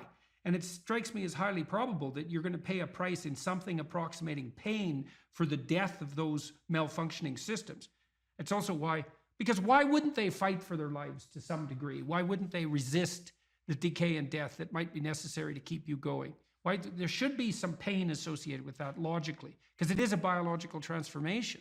Yeah, it's an interesting a lens to view it through, that self image that I had in that moment of, you know, I'm the responsible partner who can take care of a simple thing, right? For this nice little ritual that we'd been talking about doing for a while. I failed, right? So that part. Well, it's also so interesting. You think about that. This is a depressive cascade, and it's very hard to bind, because imagine you anticipate something and then you make a mistake. Now, the question then becomes, how significant is the mistake? And one view of your error would be, well, the paper blew out of my pocket and that could happen to anybody. And the more catastrophic interpretation would be, and it's an extension of the thought path that you started to walk down, well, I'm near 50 years old, I should be much more responsible than this, and there's something wrong with me as a person. And then a depressive person would go even further. They'd say, well, not only is there something wrong with me in this decision, this is a decision like every other decision I make right now. I never make a good decision. In the past, I've never made a good decision, and there's no way I'm going to change in the future. And so the depressive takes that punishment response, let's say, that's a consequence of failed anticipation, and can't bind it. It just takes out all of their potential future selves. That's a good way of thinking about it. Yeah. And so then they're in a depressive pit. Yeah, so that's too much learning from failure. Right. I'm really I'm grateful for your insight on this, because indeed, if I'm honest, my thought train went to the point of, I didn't think, I'm a total failure because I lost this piece of paper. I thought to myself, well, if it were a priority, I would have ensured I wouldn't have lost it. Right. She'll interpret it as not being a priority. Like, where are my priorities? Am I overspent? Like what's going on? You start to sift into the full set of questions. And then, of course, finding the paper resurrects the sense of self. It was, I think it was in that movie, Pulp Fiction. Yeah, well, that binding problem is really tricky, because so there's some good rules of thumb for that, which is one of the rules of thumb for that's extremely useful, that's socially instantiated, is innocent until proven guilty. Right, so you might say when those thoughts come up, because they're adversarial and accusatory thoughts, you might say, well, that is part of the realm of possibility, but I shouldn't. When your child does something wrong that's minor, you don't say you're a rotten kid, right? You bind it. You say, look, kid, here's a bunch of things you're doing right, But in this particular example, specific situation, here's the minimal thing you did incorrectly and how to alter it. And it's a really good habit of mind. It's like to address towards yourself as well as to other people, which is to say, well, what's the minimum crime that I'm responsible for in this moment? And that's part of this miracle of the presumption of innocence, and especially without proof. A lot of what I did in my clinical practice to people who had a depressive temperament was help them make a case for themselves. It's like, well, maybe you're as bad as you think you might be, but maybe not. Let's take the contrary argument. Let's make you as innocent as you can be in this situation, and only narrow the repair to the absolute minimum that needs to be manifested. You have to be tough as a damn boot to be good, because you have to stand your ground when you need to stand your ground, and you have to be able to say no when it's time to say no, and you have to mean it. And so then you have to think and plan strategically so that when you're going to say no, you can mean it and it will stick. You know, and that takes a certain amount of integrated malevolence, I would say. And once it's integrated, it's not malevolence, it's strength. It's strength of character. It's the ability to stand your ground. And you have to cultivate that. And you cultivate that, at least in part, by telling the truth. And so you take your place in the world as a decent person and as a decent citizen, and you play the hierarchical game properly. And that is to stand up straight with your shoulders back. It's like the world's an onslaught. You've got the tyranny of culture to deal with. You've got the catastrophe of nature. You've got your own damn malevolence and ignorance, right? All coming at you, plus the incredible, complicated, indeterminate potential of the future. That's all coming at you, and it's all your responsibility. And you can cringe away from it and be afraid of it and be victimized by it and be bitter and cynical about it. And no wonder, because it can be painful. Or you can turn around and you can say, man, bring it on, because there's more to me than there is to the catastrophe. And this is what I discovered from looking at what I looked at. I looked at the darkest things I could look at, really, for 30 years. I was really a lot of fun to be around, I can tell you. I looked at the darkest things that I could think of, right? Not only what happened in Auschwitz and what happened in the Gulag, but personal issues. You know, it's like I wasn't so much interested in the totalitarians as a group. I was interested in the people who undertook the terrible acts that the totalitarians required. You know, the people who, I was just rereading Ordinary Men, and it was a story about a police battalion in Poland that trained ordinary policemen to take naked pregnant women out into the fields and shoot them in the back of the head. It takes a lot of training, by the way, before you can bring yourself to do that. And you aren't the same person by the end of it. It's pretty goddamn horrific. You know, and I was trying to figure out, what would it be like to be that person? Because we are that person. And then what would it be like to not be that person, right? To refuse to do that, to not participate in that. You know, and what I discovered by making that totalitarian proclivity personal was that there's more to us than there is to the horror. As nature is, bent on our destruction, bad as culture is, tyrannical and bloody, back as far as you can look, as malevolent as you are in the darkest part of your heart, and that's plenty malevolent, the possibility that's within you that can well up, the courage and the truth and the ability and the skill and the willingness to set things right, if you are willing to set them right, is more powerful than all of that. And so it's so interesting. It was proof for me of an old saying I read from Carl Jung. It's an alchemical motif, in stir qualinus inventur, which is what you most want to be found will be found where you least want to look, essentially. And it's so interesting because it means that if you're willing to turn around and to stand up straight and face the darkness like fully, what you discover at the darkest part is the brightest light. And that's something that's so much worth discovering, because there's going to be terrible darkness in your life. And it's going to make you cynical and bitter. And it could easily be that you're just not looking at it enough. Because if you looked at it enough and you didn't shy away and you brought everything you had to bear on it, you'd find that there was more to you than there was to the horror. You know, I watched my father-in-law. I'll end with this. And you know, you don't know, because you're not bringing your A game to the table with all that cynicism and bitterness and resentment and willful blindness and avoidance. Maybe you're playing at 60%. It's not good enough because there's too much of what's bad for 60% to be good enough. It's like you need 90% or 95% or 100%. When about 15, 20 years ago, my mother-in-law developed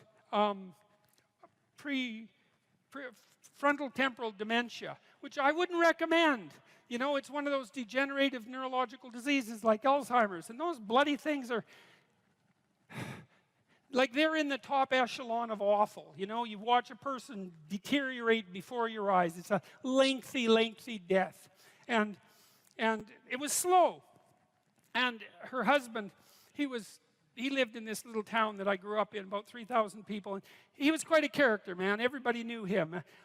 I bought him a Foghorn Leghorn t-shirt once, because that's kind of what he was like. He was loud and sort of bombastic, but he stood up straight, I can tell you. And he played the fool a little bit, mostly for the amusement of people, but he was no damn fool. And I always admired him and liked him. And the feeling was mutual, thank God, since I married his daughter. And, you know, he drank a lot with his crazy friends up in northern Alberta, and he wasn't at home a lot because he was working a lot. And you know, he was kind of a party animal about town, but a good businessman and a good man. And then his wife got sick, and they moved to another town. And, you know, he took care of her for like 15 years. It was unbelievable as she deteriorated, you know, and she got more desperate to have him around, and her love for him never went away. Even as she lost herself almost completely, she would always light up when he came into the room, you know. And he took care of her right till within weeks of her death. He had to finally put her in an old folks' home because he was no longer strong enough to lift her up from the chair. And we interacted with him a lot, you know, because we were trying to help him figure out how to cope. And we had signs put up in the house, electronic signs that would tell her when he was leaving, so that she would know where he went. And we had recordings in the bathroom so that she knew what to do when she went into the bathroom. And we tried to do everything we could to not make this absolutely bloody, atrocious experience complete hell.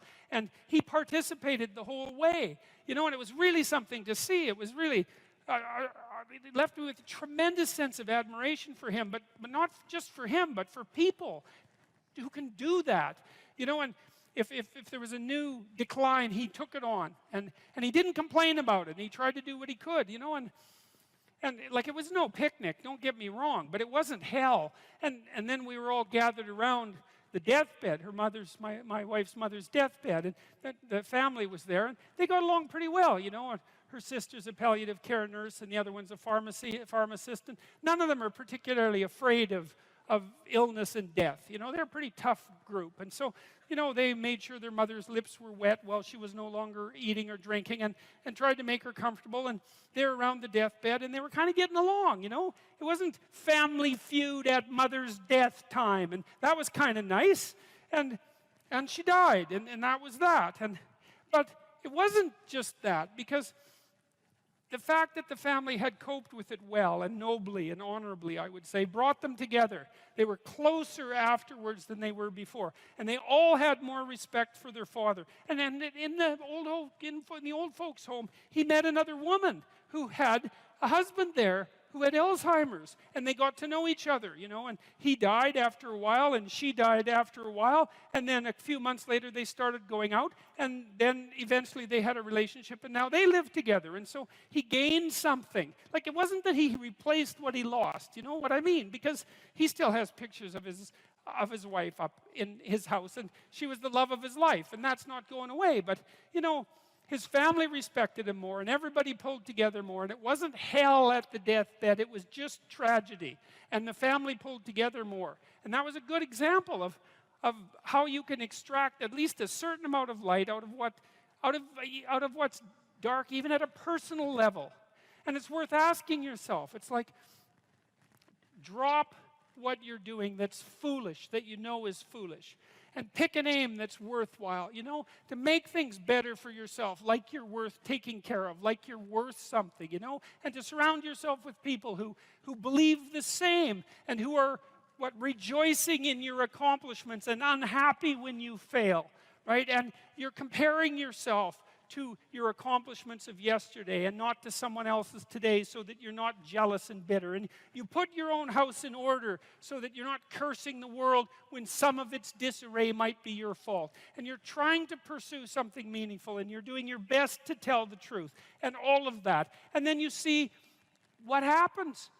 Who the hell are you? You know, you think you're a miracle of some bloody bizarre sort. We've been around for 3.5 billion years. You know, every single one of your relatives propagated successfully. And here you are, against all possible odds, in this world of hell in some sense, and bitterness and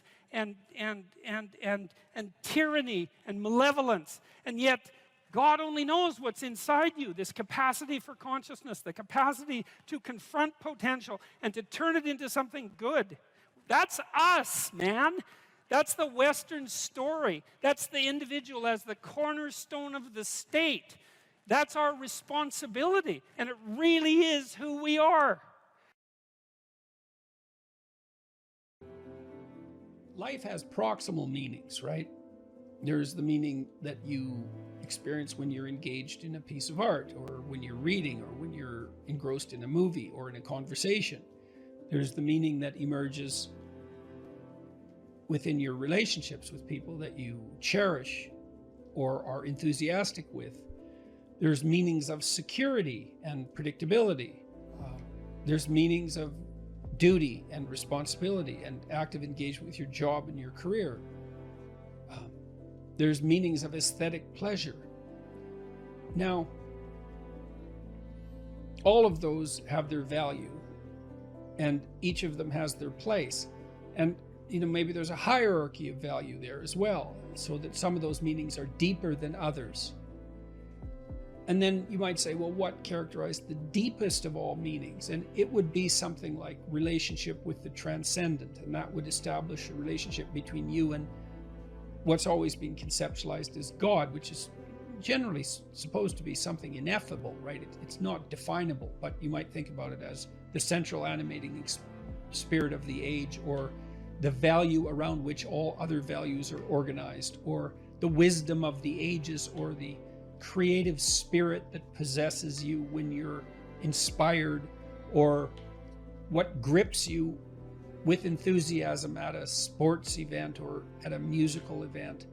All of those things. And we need a relationship with that. And we find our deepest meaning in that relationship. And if we don't find it, I think if we don't find it in something that's explicitly religious, then we tend to magnify something of lesser value, say something political, into that to fill the void.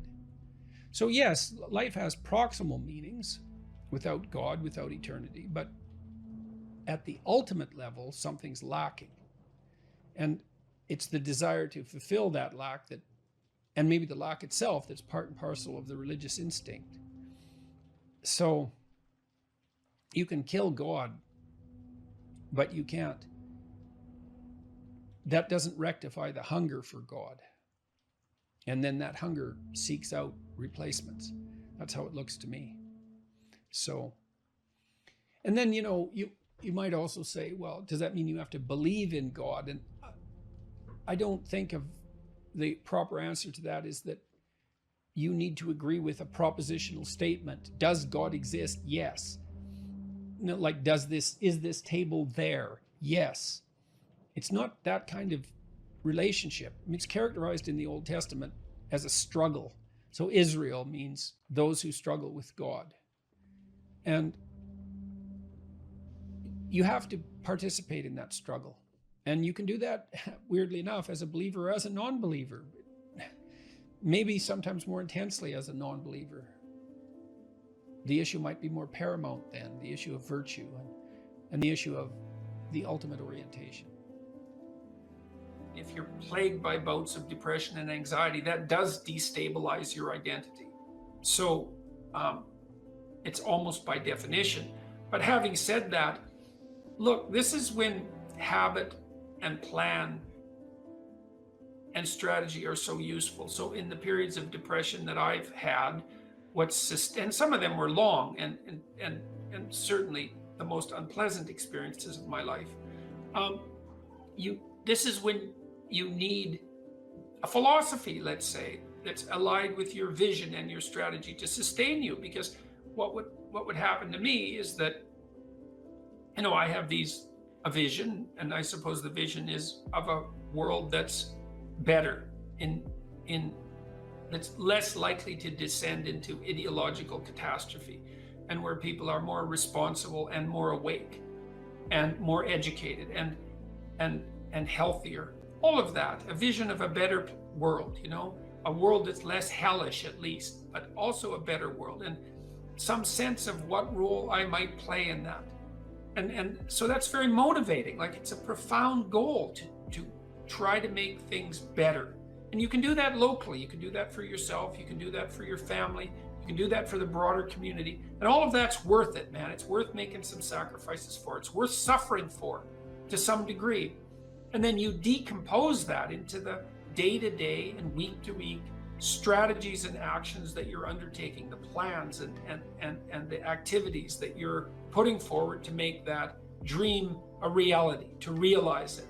And then when the depression and anxiety come along, you think, part of it with depression, it's just bloody endurance. It's like you get up and you work through the next hour, you try to stay on track, you try to implement your strategic plans to the best of your ability, and you hope and you pray that you'll get through it. You'll get through it, and that the darkness will recede, and you stay on track. You eat even though you're not hungry. You get up even though you want to stay in bed. You interact with people even though you'd rather be alone. And it's the benefit of disciplined habits can sustain you. It's like the boat you're rowing in through a terrible storm, leaks and all, and maybe you'll be overwhelmed, but you have the boat and you can row forward, and that's what you've got.